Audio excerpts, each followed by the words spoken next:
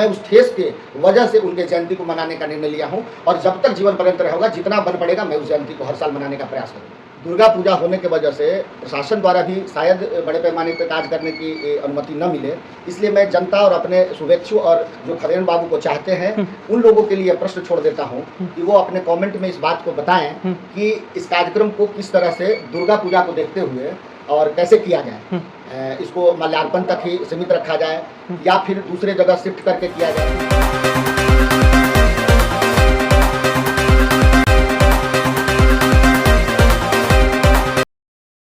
आज आपने press conference बुलाया, आखिर वजह क्या?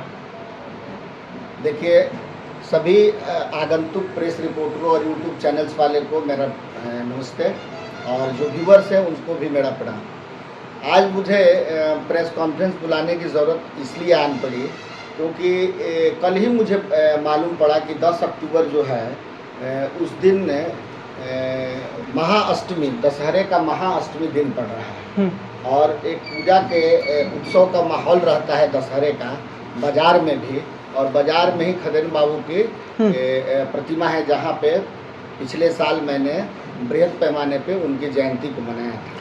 इस बार उनकी जयंती 125वीं है जो कि बहुत ही खास है और इसको बड़े पैमाने पर लोगों को जुटाकर मैं करने का सोचा था, मगर दुर्गा पूजा होने के वजह से प्रशासन द्वारा भी शायद बड़े पैमाने पर कार्य करने की अनुमति न मिले, इसलिए मैं जनता और अपने शुभेच्छु और जो खदेरण बाबू को चाहते हैं उन लोगों के लिए प्रश्न छोड़ देता हूं कि वो अपने कमेंट में इस बात को बताएं कि इस कार्यक्रम को किस तरह से दुर्गा पूजा को देखते हुए और कैसे किया जाए। इसको माल्यार्पण तक ही सीमित रखा जाए या फिर दूसरे जगह शिफ्ट करके किया जाए।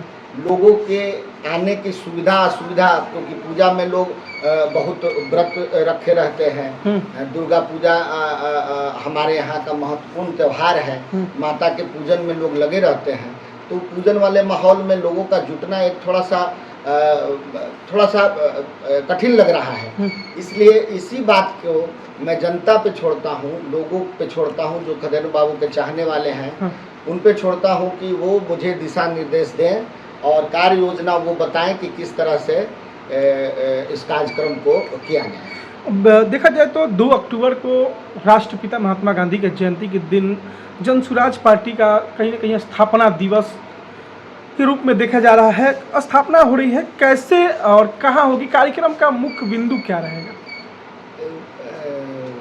इस क्वेश्चंस को सबसे लास्ट में आप पूछिएगा। आगे दूसरे से बात हुई थी, कोची हुई थी पहले खदेरण। अगर बात की जाए खदेरण बाबू की, जिनकी स्थापना 10 अक्टूबर को किया जा रहा है, जयंती है 125वीं, उनका योगदान क्या रहा है विक्रम में? आखिर जयंती मनाने की कुछ तो वजह होगी। आप दूसरे को पूछ। खदेरण बाबू का विक्रम के विकास में प्रमुख क्या क्या योगदान रहा? देखिए, खदेरण बाबू वो शख्सियत थे विक्रम के लिए कि 1942 में पहली बार वो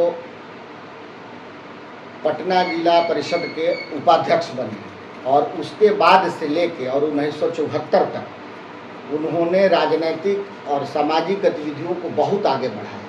आप आज़ादी के वक्त में आपके यहाँ न बुनियादी शिक्षा की कुछ व्यवस्था थी, न माध्यमिक शिक्षा की व्यवस्था थी, न कोई प्राथमिक उपचार की BSc था और से सिंचाई के लिए आपके यहाँ बड़ी नहरें तो थी मगर छोटी नहरों का कोई भी व्यवस्था नहीं था।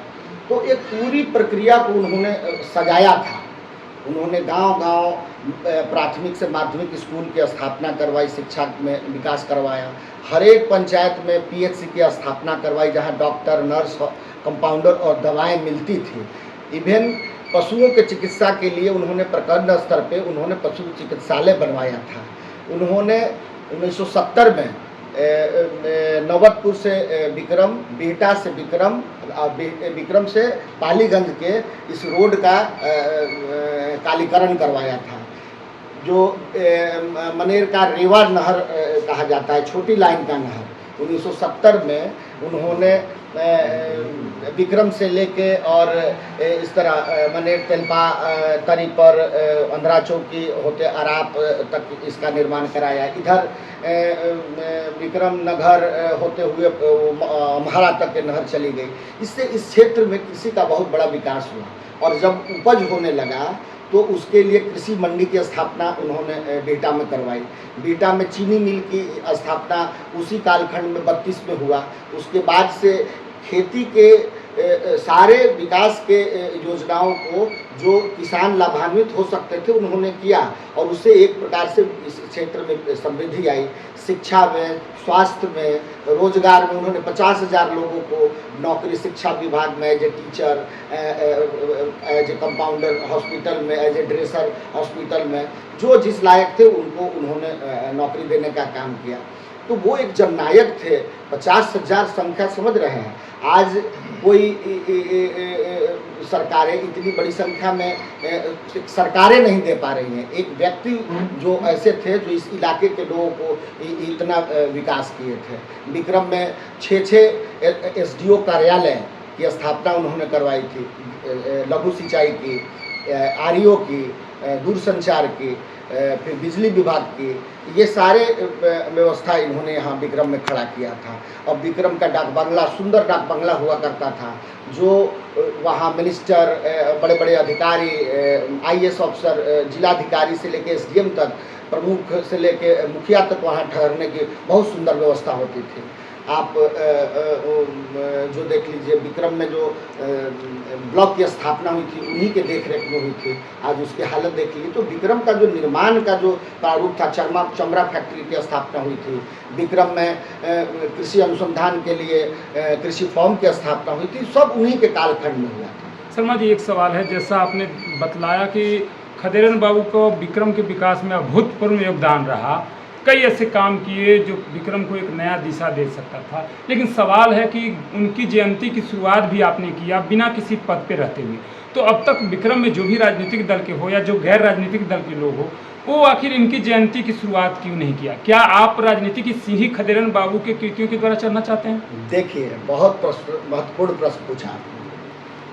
इतने बड़े फिगर को 50 साल, 1974 में इनकी मृत्यु हुई, अभी 50 साल हुआ है। पिछले 20 अगस्त को उनकी पुण्यतिथि बनाई गई थी। 50 साल में ही इतने बड़े व्यक्तित्व के आदमी को विक्रम की जनता भूल गई और साथ में वो पार्टियां जो विक्रम की राजनीति को करते हैं, विक्रम से लोगों से वोट लेते हैं, मगर उनके अपने पुरोधा और अपने बड़े महापुरुष, उनका कोई सम्मान किसी भी दल के नेता आज तक नहीं कर पाए हैं।